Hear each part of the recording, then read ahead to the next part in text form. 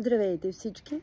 Включвам се накратко по време на нашата обичайна годишна ваканция със семейството, само за да ви напомня, че всеки има инструмента да създаде собствената си реалност.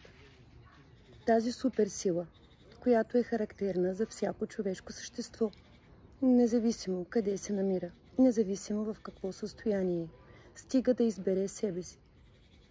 Стига да избере собствената си любов и радост, която блика в нашето сърце.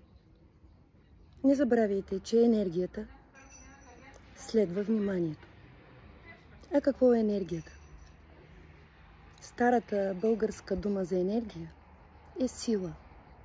Силата в продължение на еони години е криворазбрана. С, може би, манипулация или въздействие върху другите.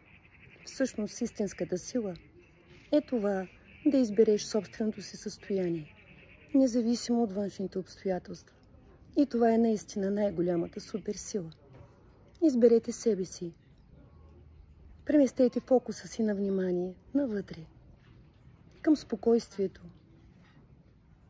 радостта, любовта. Там, където е вниманието ви, такава е реалността. Такава е действителността, която създавате за себе си. Всеки може да използва тази суперсила. Само отделете време за себе си. Време за себе си.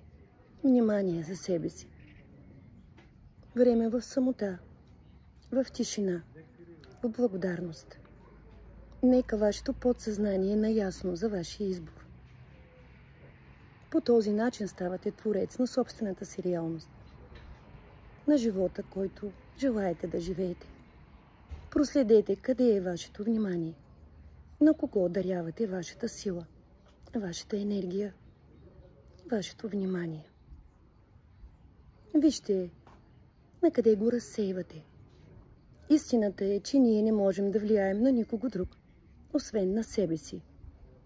Затова не разсейвайте суперсилата си. Фокусирайте я в себе си. За себе си. Поздрави от прекрасния остров Левкада. И съвсем до скоро.